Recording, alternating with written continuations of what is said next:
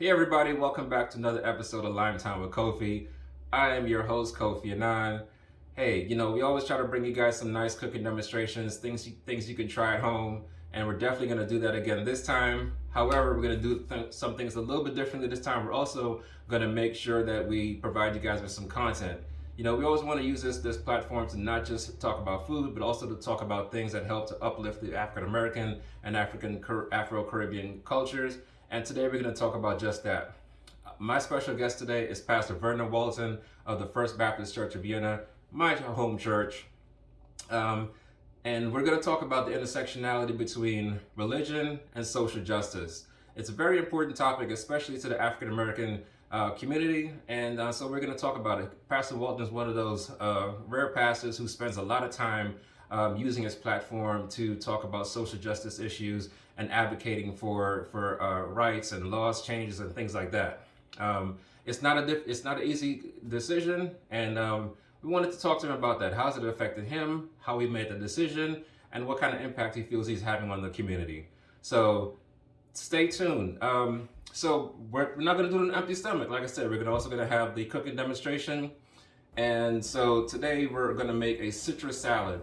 So we are still in the fast. Still got a couple more days to go on our 21-day fast. So we're not going to do any meat. We're going to do a veggie citrus sunshine salad. It's amazing. And we're going to top it off with a mango vinaigrette dressing. So stay tuned. Hope you guys enjoy it.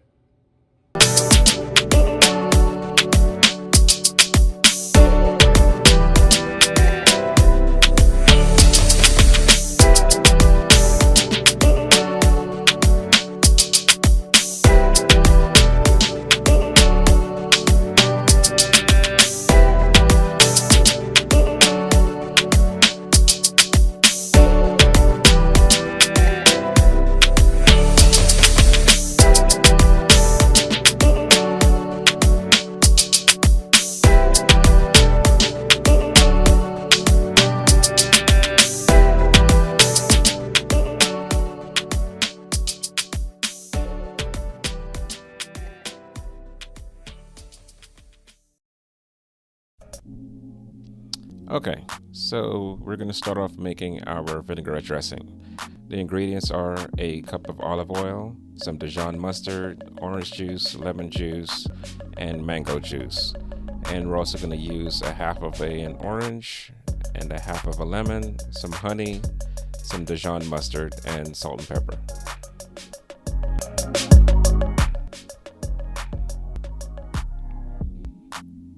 Alright, so now we're just going to zest the lemon and the orange. If you don't have an actual zester, you can use a grater.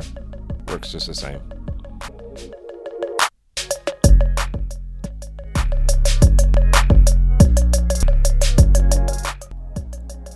And then once you're done with that, we're just going to squeeze that lemon and that orange into the same bowl.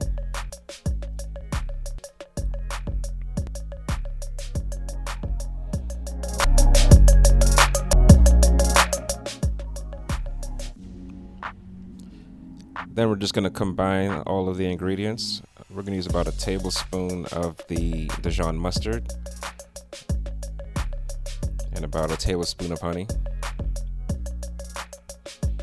Then we're just going to whisk everything in there. Now we're going to slowly add the olive oil.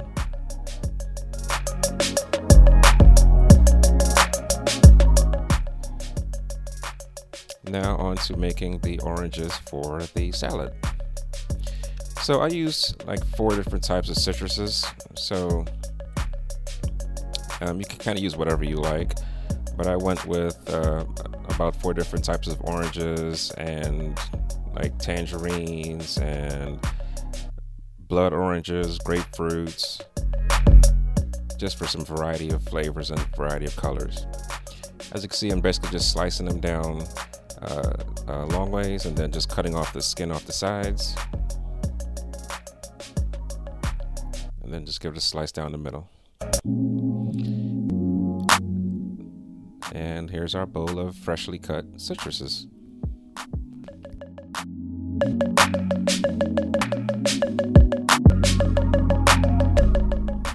All right, so now we're just going to make the salad. Now this is up to you which types of lettuce you want to use. I use a spring mix combined with some butter lettuce and some spinach.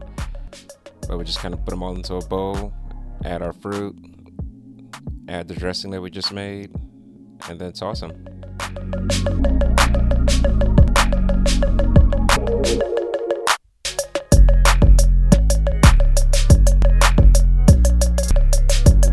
And there you have it.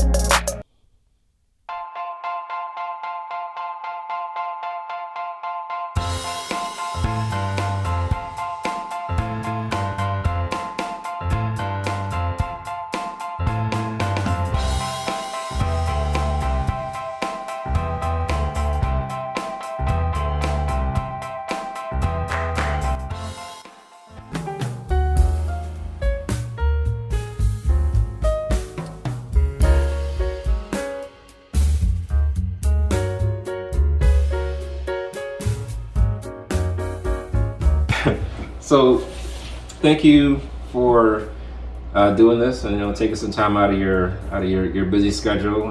Definitely appreciate it. Appreciate all the support over the years too. It's not this year obviously, but obviously we met on while doing work together and social justice work, and it's been a blessing and a relationship that has blossomed over the years. And I really credit you directly for even bringing me back into the church. Wow. Because we spoke before, and I had taken some time away from the church just because of some personal reservations or things that I just wasn't comfortable with, right? And part of it is actually related to this, because I didn't always see the church doing the work that I cared about reflect in the community. And I felt like there was such a disconnect between what I feel like the church should be doing and what a lot of churches that I had experience with were doing, right. Particularly when it comes to racial justice issues. So just witnessing you and the relationship that we had, that really helped to kind of open my eyes back up to the fact that, there is room for There's hope. There is hope. There's hope. There's hope. There's hope. So it definitely made me take another step towards rejoining the church and restoring my faith in God, and so wow. I don't know if I ever expressed that to you, like that, but yeah, it's definitely. I read some of that in your manuscript. Okay, right. But first time I'm hearing it. And I appreciate that, but I really attribute it and give glory to God, seriously. However, I'm grateful that the Lord would use me as a vessel in the process, and to use the First Baptist community to help you to make that connection between faith and justice, and to rekindle your love and your willingness to give the church another shot, if you will. And quite honestly, Kofi, I think that there's so many people who are like yourself, who have counted the church out. There's so many people who are asking questions, such as, where is the church? What does the church stand for? I preach a sermon that's entitled, I'm Sticking with the Church. And in that particular sermon, I raised some of the questions that have been raised of me by people like yourself, and young people in particular. And so I think there's room for the church to be more intentional about bridging the gap and helping people to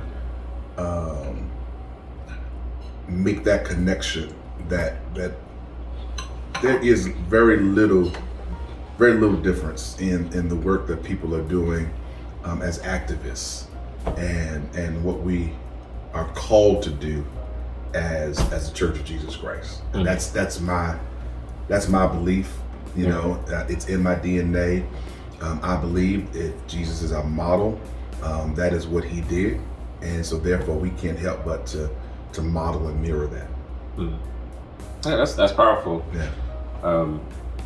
So before we get into too deep into the topic, give us a little background about yourself. How did you what was your path into ministry?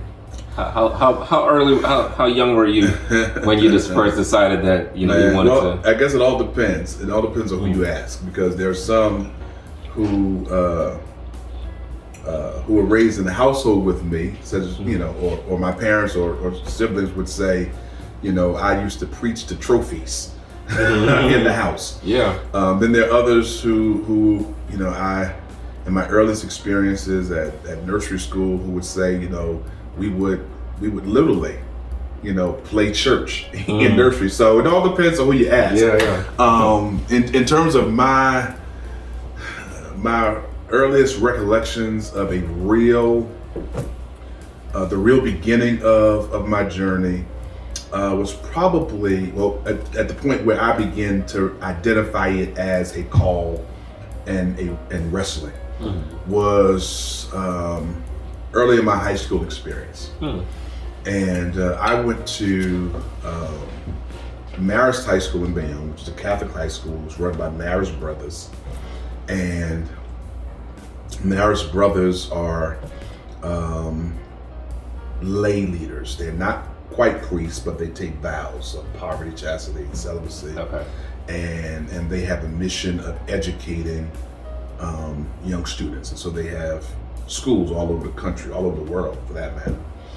And it was during my experience at Marist when I really began to wrestle. We would have these retreats. And I remember going on my first retreat as a participant, and it was very impactful, very thought-provoking, and really caused me to wrestle with questions that I had never wrestled with, such as, what does a vocation to ministry look like? And is this for me? Subsequently, I became a retreat leader. So while I was helping lead others, it was really just another opportunity for me to repeat the cycle, to wrestle with some of those same questions. Okay. And believe it or not, Kofi, I early on, as I was going towards my senior year in high school, they would begin talking about vocations within the Marist Brothers. And so they had the first phase of becoming a Marist Brother was called the Contact Program. And you would literally just have opportunities to sit down with dinner with the brothers, do some Bible studies and things of that nature. And I was intrigued, I was interested in learning more about it. And so I became part of the Contact Program. Not a lot of people know that. And one day we were sitting, and let me also add, there was, at this time, I only knew of only one other African-American brother, that was a Marist brother, who happened to have been Baptist and converted, by the way. So, and he was from Jersey City, the same place. Right.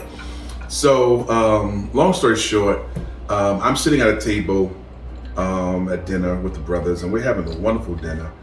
But I had this kind of out-of-body experience while I'm sitting there. And it was literally, there's conversation happening around the table, and I'm sitting there and we're eating, and I'm having this conversation with myself. I would now identify it as the Holy Spirit saying, this is great, but this is not what you're supposed to be doing. This is not what the call is on your life. Okay. And from that particular moment, I said, you know what? There is a call, but it is not a call to be a Marist brother. It is a call to ministry. It is a call to preach and ultimately to pastor. And it was at that moment when when I literally kind of released and said, okay, I yield. So you hear all of these supernatural call experiences, but that was really my first real identification with there was something greater for me to do, and that this trajectory of being a Marist brother was kind of an attempt at hiding and running from what the real call was. Could have done great work as a marriage brother, but it just was not more me. for you. It was much more. Had greater Here was intentions this for you. Baptist black brother, you know, who loves the black church, who's supposed to be in the pulpit. Yeah. So after that, I had conversations with my pastor at the time, my father in ministry, and he basically said, you know, I've been waiting for this conversation. Wow. And from that moment, you know, we began the process of what was next. Yeah. Switching gears a little bit to talk about your experience with civil rights and racial justice. Like, when was your first inclination that there was inequalities, you know, between races? I don't know, that may sound like a simple question, or I think, you know, maybe some people assume that it's always been, you always knew that, but Right. I know in my experience, growing up in a black community my entire life, it took me a while to recognize that not everybody lives like this. Right. You know, I grew up in DC in the 90s, and before that I was in the Caribbean, and I was always among all black people, and so racism was this thing that was, you knew it existed, but you didn't necessarily feel it unless you left that community, right? Or at least you didn't recognize that you were being impacted by it. So what was that experience like for you? Wow. Several things come to mind. Went to high school in Bayonne, New Jersey, Marist High School. One of the reasons why I went to Marist High School was because the alternatives in my hometown were not great. And so, as I reflect upon it now, I can go, leaving Jersey City, going to Bayonne,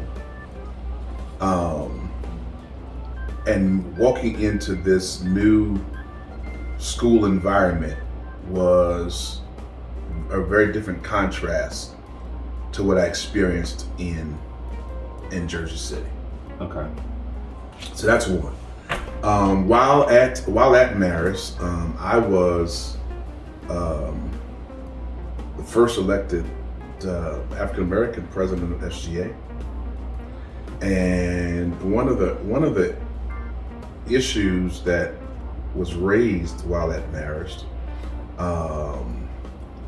there were a number of clubs that were connected to individuals' ethnicity. There was an Irish club, there was an Polish club, but there was nothing for African Americans. Well, primarily because, you know, there was never a large population of African Americans at the school. But now the population was growing because persons who could leave the city and go there were taking this alternative.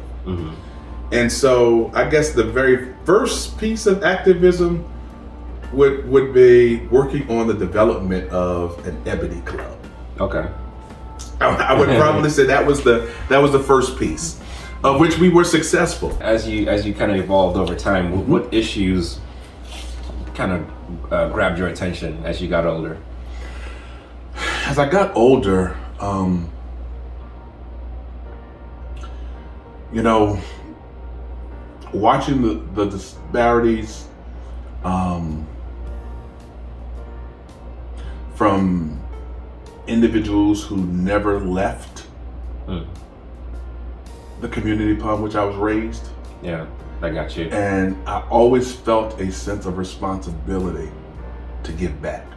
I realized that I was afforded opportunities that others did not have. Yeah. And it was not because I was any better. It was not because I was any smarter. In fact, I was not the best student.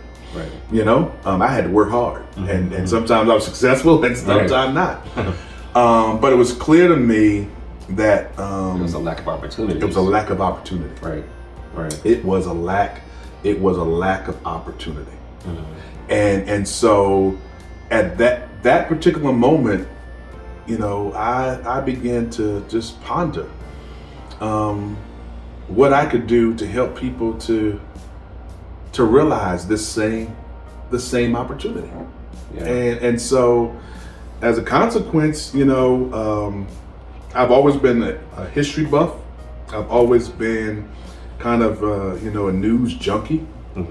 And,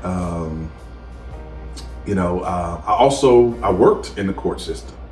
And so I saw the various dynamics. I saw what happened when, you would come in and you didn't have anybody advocating for you.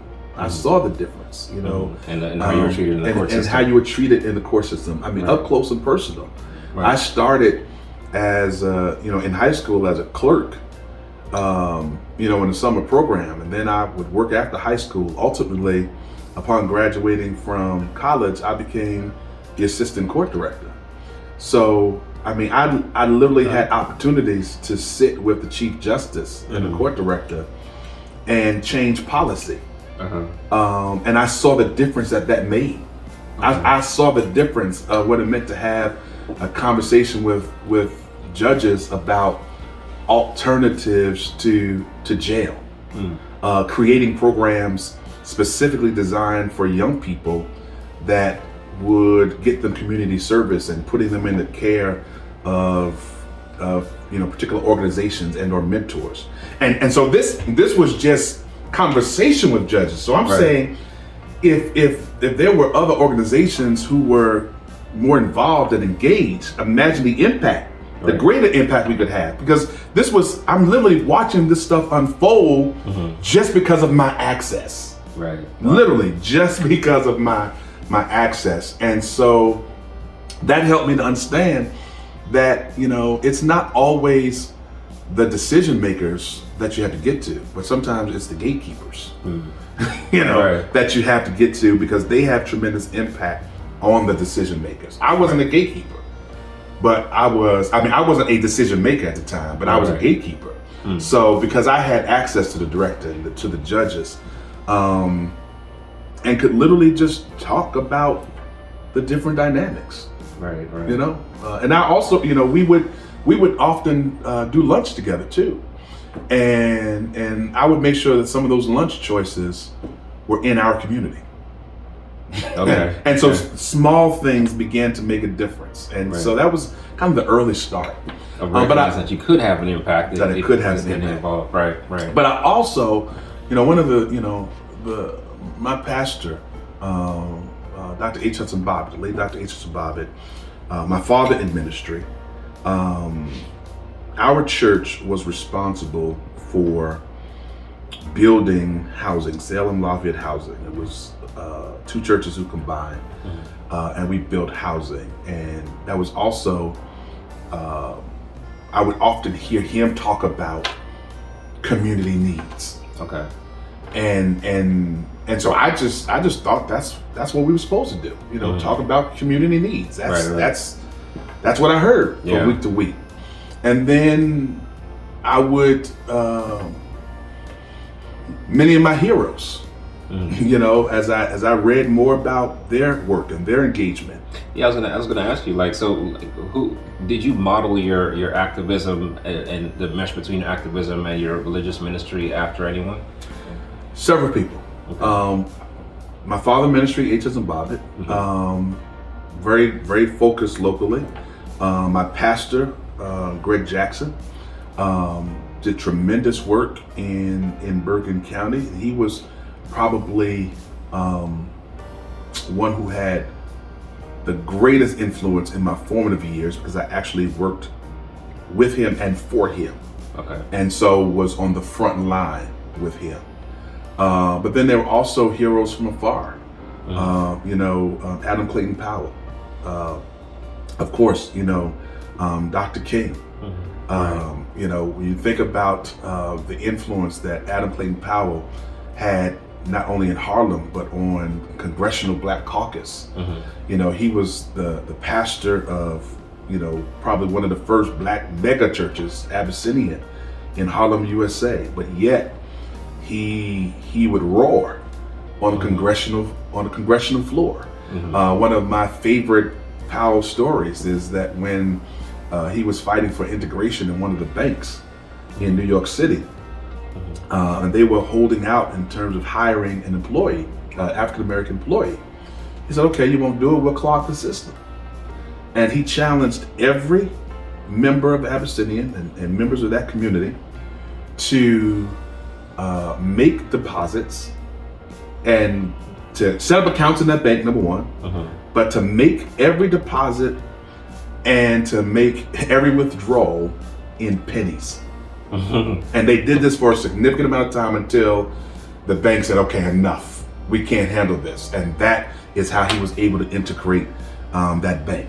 Right. And that story has always intrigued me because it's about using your pulpit to get people to meet the needs of not just those within your congregation, but an entire community. Yeah. Wow. Yeah. So, do you think that there's been a change in how a lot of pastors see their role? It seemed like, I don't know if it's just perception or not. I know there was always, always a difference, and everyone didn't always take the same approach. But it seemed like, during the '60s and '70s, the civil rights movement and the more prominent leaders of that movement were ministers. Fast forward to today, doesn't seem to be the case. Why do you think that is? Complacency. Complacency. We would not be where we are. We would not have achieved the kind of success, and I place success in quotes, because we still have a long way to go. But we would not have the kind of access that we have today and some of the laws that we have today if it were not for the advocacy that came directly from the church, and specifically Black preachers, and not just Black preachers, but also white preachers who understood the mission and mandate of Jesus Christ. That's clear. I think what has happened, Kofi, is, sometimes when you achieve a particular success, and there is a calm that you can make the mistake that you have arrived and made it. And so I think that, when we reflect on the '60s and the civil rights movement, there was a whole lot of work to do. And then we celebrated that success, and then we rested on our laurels. And consequently, now we find ourselves almost at the same place that we were in the '60s. Here we are in 2022, talking about Voting Rights Act. Right. And fortunately, I was just on a call just the other day that was called by Reverend Dr and pastors, faith leaders. And I was pleased that he had over 600 pastors from around the country on that particular call, and talked, specifically made some ask of us as pastors what we can do, and talked about, his strategy moving forward in terms of trying to pass this legislation. So I think we have to wake up. I agree with you. There are many more pastors who are engaged, but we have lulled ourselves to sleep in many cases, and then some, quite honestly, are free, and some have, disconnected activism and justice from the gospel, which I think is hard to do. You cannot look at the life of Jesus Christ and say to me that we should not be involved in social justice and issues of justice. Yeah. Jesus was on the front line. The gospel says specifically, the Spirit of the Lord was upon me to preach, to anoint, to set free those that are captive, right? This is the gospel. Yeah. To liberate those that are in captivity, and to take the chains off of those that are in bondage. That was the start of Jesus' public ministry. Mm-hmm. Even before you look at Jesus, you look at the Old Testament, that God sent the prophets to preach liberation to the people who were being oppressed. That's the book, that's the Right. Bible. And so how one can disconnect themselves from the Word of God, or attempt to disconnect themselves and say that, the gospel doesn't require all of that. I can understand you saying better, it's not your passion. Mm-hmm. And so I'm going to partner with people who have that passion. Right. But I think all of us have a responsibility to engage, because it's our biblical mandate, without question, unapologetically so. I definitely agree with you on those fronts. I ran into, as I was doing some research, I read this article that was written by, let me make sure I get it correctly here, Dr. Robert S Harvey. Are you familiar with him? Mm-hmm. So, and so he, for those of you who don't know, he is a minister in New York and in Harlem, I believe, and he also is a superintendent of a network of schools. Robert Harvey has preached for me I literally watched Harvey. I can't say I watched him grow. He's not that far from me. Yeah. But I remember he grew up in St. Louis. Okay. And when he was a student, he preached for me as a student at my church in New Jersey. Okay. Yeah. Okay. Mm-hmm. So this is a quote that from an article that he wrote back in, I think it was 2021, so last year. So he said that the Black church has become too focused on preaching messages about attainment of economic success and personal property. And I thought that was pretty profound for him, so essentially what he's saying is that, like, look, we're too focused on telling people how to, be successful. Right. And you're missing an opportunity to talk about some of the issues that are holding people back, and I thought about this because I feel like I've experienced this myself as when I was advocating and trying to reach out to different churches. I remember I reached out to one church pastors, and we sat down, and I was trying to get them involved in various issues, and we were literally going down the whole list of our agenda, criminal justice, education, affordable housing, this, that, and the other. And he was basically just rejecting things one by one. Basically, he was, and then particularly what he was saying is he doesn't feel like his congregation would get behind this. And I don't know if he was that in tune with what his congregation wanted, which he very well could have been, or if he was just afraid, or if he was just more focused on some of the economic, prosperity type gospel, because this is, it was in Reston, church, and so this, for those who aren't following, this is a fairly upper middle class type of community, and so I wonder, the thought crossed my mind was, does he feel like his congregation does not want to deal with some of those issues because they have made it, and does he feel like he's made it, or what is driving him to not want to get involved in some of these issues, and so that kind of struck me as a little bit, so I don't know if you identify with that or at all, or. Well, I think to reflect on Harvey's quote, he's speaking directly to, this movement of prosperity preaching, and he called it out more directly. I said a moment ago, we become comfortable. To be honest with you, we live in a pretty affluent community, right? And people have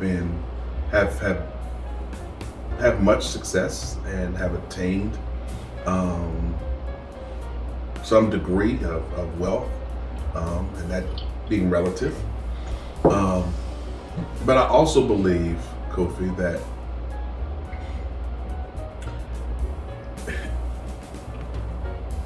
the saying is true that until we're all free, none of us are free. Right. And when I think about the movement of the 60s, there were people, everybody was not at the same level. There were people of tremendous means, And the only way the movement was successful was because some of those individuals helped fund the movement. It's very dangerous to get to a place where, because we have obtained a particular level of success, that we don't believe anymore that we should have any skin in the game. Because the truth of the matter is, at the end of the day, what we will discover is all it takes is one experience for an individual with success to be reminded that they are still a black man or black woman. Absolutely. I mean, just yesterday. Just yesterday, I was talking to a parent who was successful, whose son was driving here in Fairfax County and pulled over. And they talked to me about the experience, and that mother said to me, regardless of what I have, regardless of who I am, what I represent, I could not shield my son from this moment. And so that's why we cannot be comfortable, because we're fighting systems and structures. And okay, one or two people have made it out, made it through, but there's still problems that exist with the systems and the structures. And so I think a lot of our churches have majored in what I describe as acts of mercy, as opposed to acts of justice. Explain that. We major in providing food to those that are in need. We major in, providing tutorial services to kids that are not doing well in school systems. Right. We major in, meeting the needs of families that are behind in their public service or need rental assistance or mortgage assistance. But how often do we stop to think about why are they there in the first place? Why are they there? What's causing, this student to have this significant, there to be this significant gap among the students in this particular school, in this black or brown neighborhood, opposed to this other school? Right? So the act of justice would suggest that we're not just providing the tutorial program, but that we're standing in front of the Board of Education asking for the same rights and needs of the students in this school as the students at that school around the corner where the scores are extremely high. Right.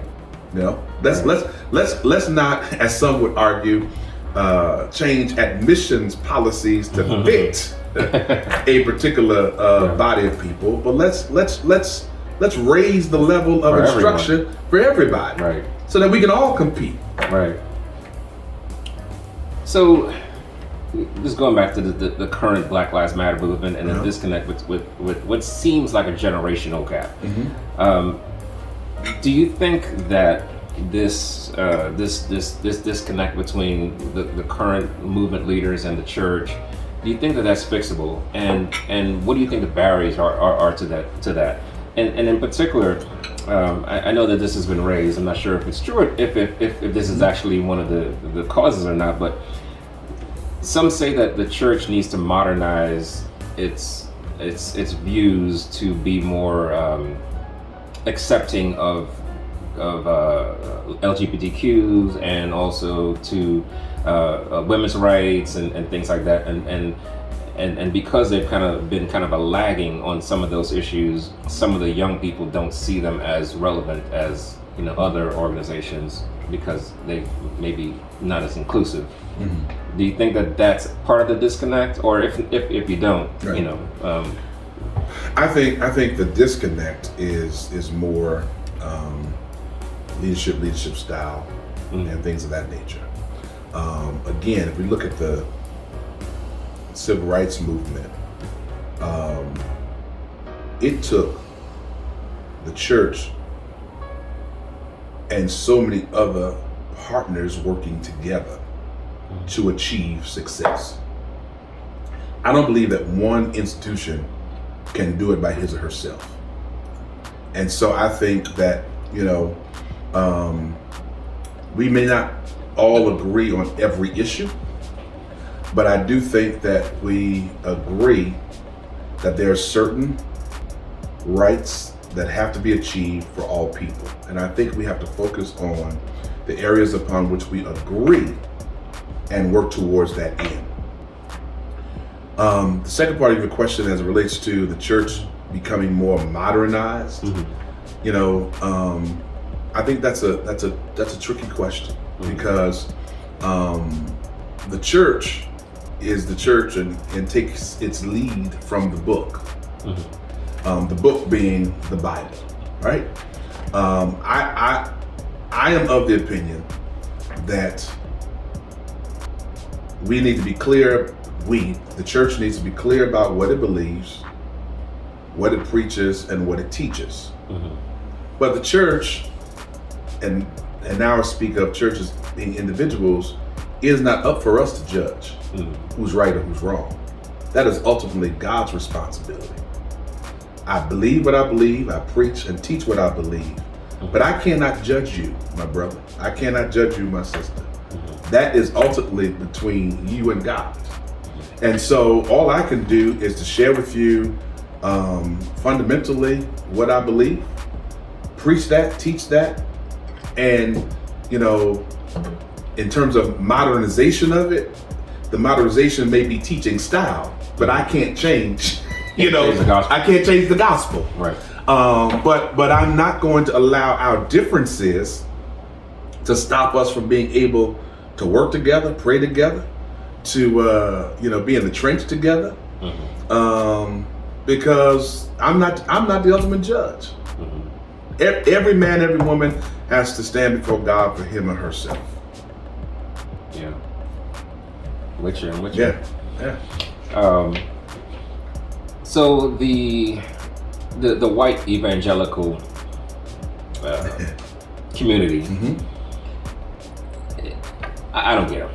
I don't.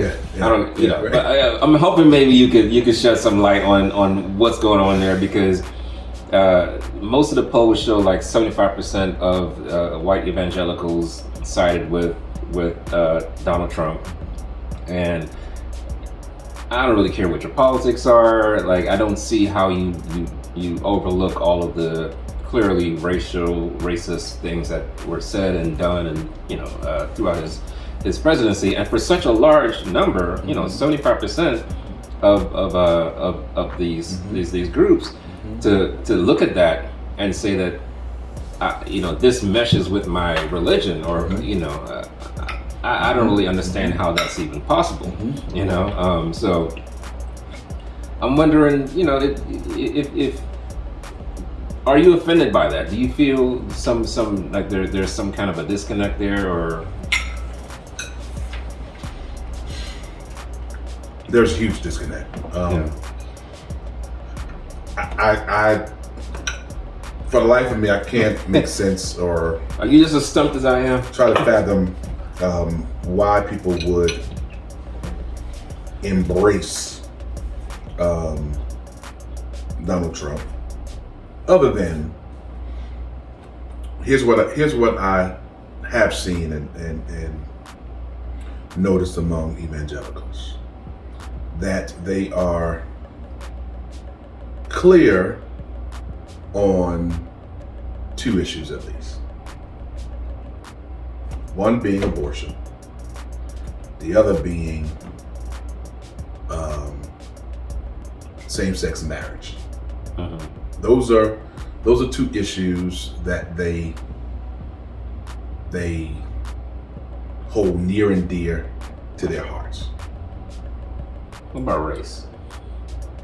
Well, they have a long history. They wouldn't identify it as an issue. I'm not saying it's not an issue, but it's not one that they would identify. If you look at now they may use the CRT. They may list it as CRT. But if you were to listen to their platforms, they wouldn't identify race as an issue. Mm-hmm. Now we would understand it as one, right? But clearly they will say, we support Trump and other staunch Republicans because we believe that abortion is wrong, and we believe that same-sex marriage is wrong. So do you think that they support him despite the racism, or I kind of wonder how many of them support him because of his racial, positions? I don't want to call the man racist. I don't know that, but the things he says and does are racist, and I wonder how many people support him because of that, right, or in spite of that. I think what Donald Trump has done and what is made it very comfortable for people who share his same views. He has been their mouthpiece, and he has made it very, very comfortable for people to feel the way they feel and articulate it in ways and places where they perhaps would never have. And that's unfortunate. And unfortunately,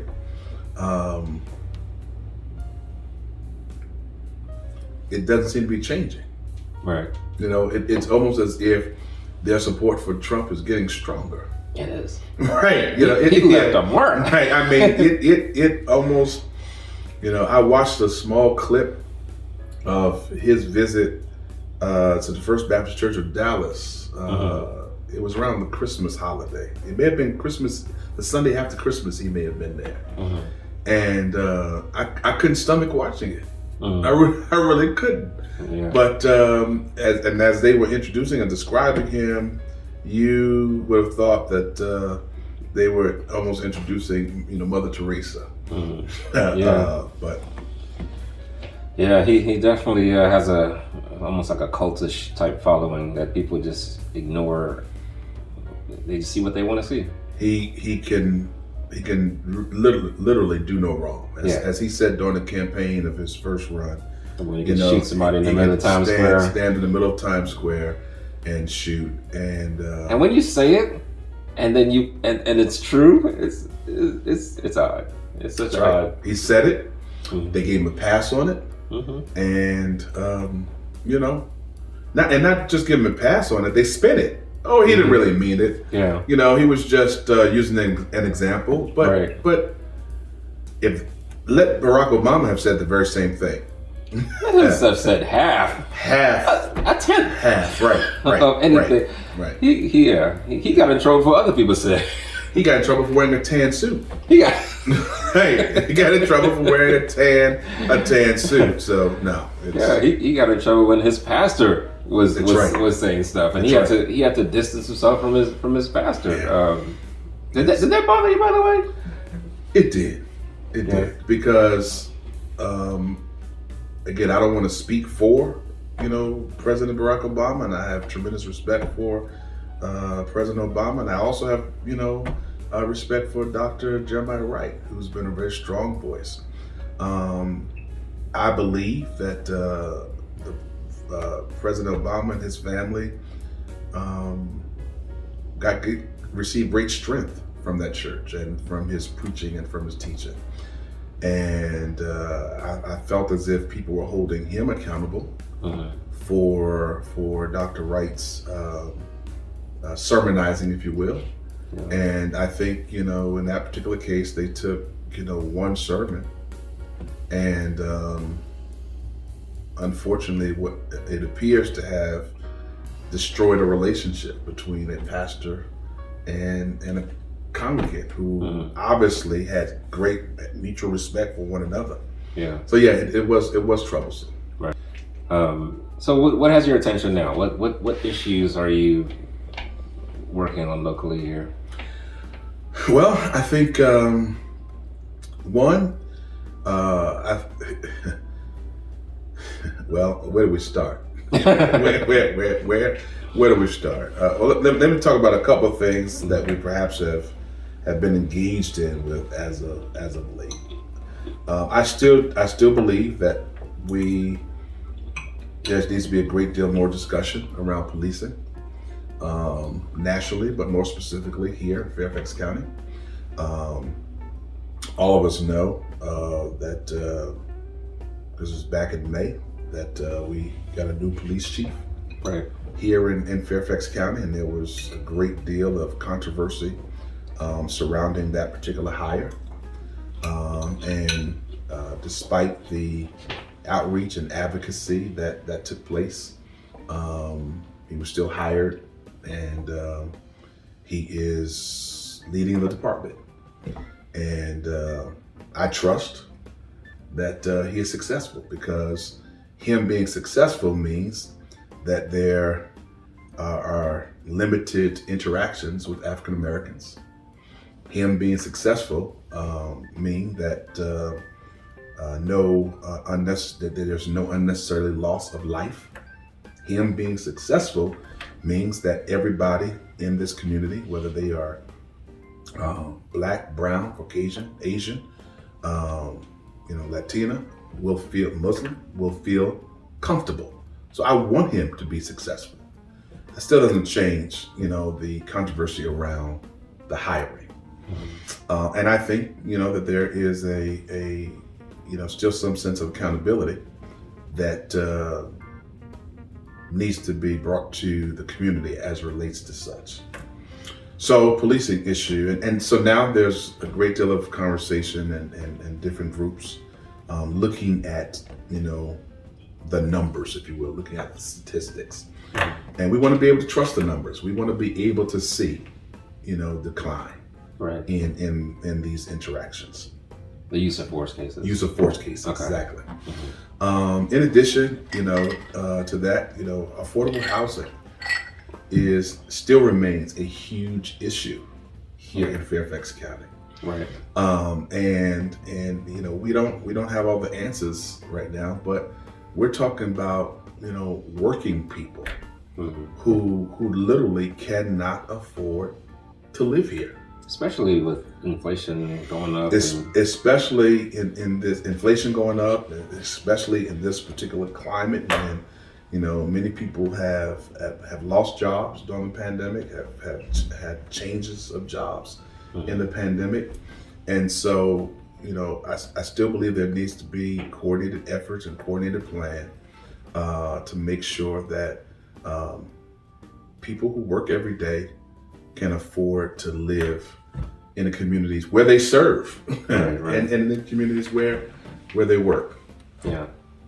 Then of course, we still engage with our Board of Education, and in ensuring that every student who attends public schools in Fairfax County has a fair shot, that every student in Fairfax County has access to quality education.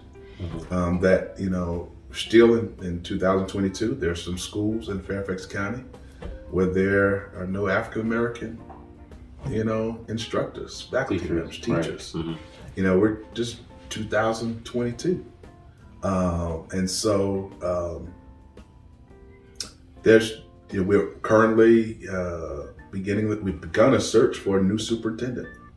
I believe that new superintendent should be somebody who is very interested in addressing these issues of diversity, very strong administrator, but very community minded, one who has a vision for the future, one who will not mind getting out and sitting down with the community, meeting with the community. And so I think it's time for Fairfax County to be open to something that it has not experienced in terms of leadership. Yeah. Let me ask that final question. So especially given the context of the recent elections, the state, the entire state, so the governorship and the House flipping Republican, are you optimistic that some of the things that you just mentioned we will make some progress on?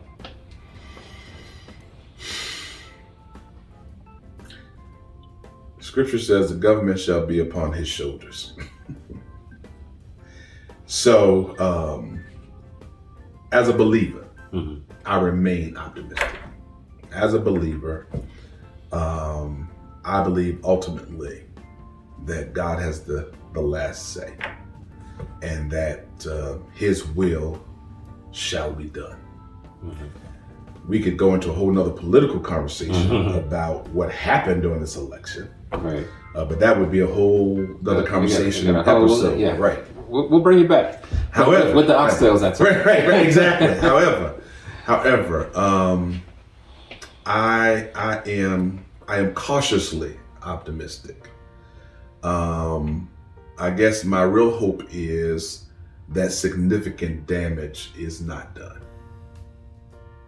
Gotcha. So I'm cautiously optimistic. I think, we have already, in a very short period of time, in a matter of a couple of hours since this administration has taken office, began to see some reversal in terms of policies and decisions. So I am cautiously optimistic that we will be okay. Yeah. Well, again, thank you so much for taking some time out to chat with me today. Thank you for having me. How was the salad, by the way? The salad was absolutely wonderful. I'm gonna finish it up. Right. I know you. Right. Barely give you a break there. Yeah, but no. I and listen. Let me say this also. I understand that everybody is not comfortable with the activism of the preacher and the pastor. I get that. I am not naive to think that everybody celebrates that. But I believe that it is part of my call. It is a part of our responsibility by our virtue of using Jesus as our model for ministry. When you consider all the gains that we've made as a people, when you consider how Jesus spoke to the oppressed in the biblical text, it is very, very clear that he's called us to do the exact same thing. Now, I cannot apologize to you for being who I am and doing what God has called me to do. It may not be for everybody, but I do say that everybody needs to partner with somebody, even if it's not their DNA. But if we are kingdom citizens, if we call ourselves believers and Christians and follow the book and are people of the way, as they say, then clearly the Gospels have outlined for us what our mission and mandate is in terms of preaching and teaching and lifting people out of bondage and oppression. Amen. So be it. So be it. Right. So be it. So be it. Well, if you want to, let me tell folks how to get in touch with you or the church website address.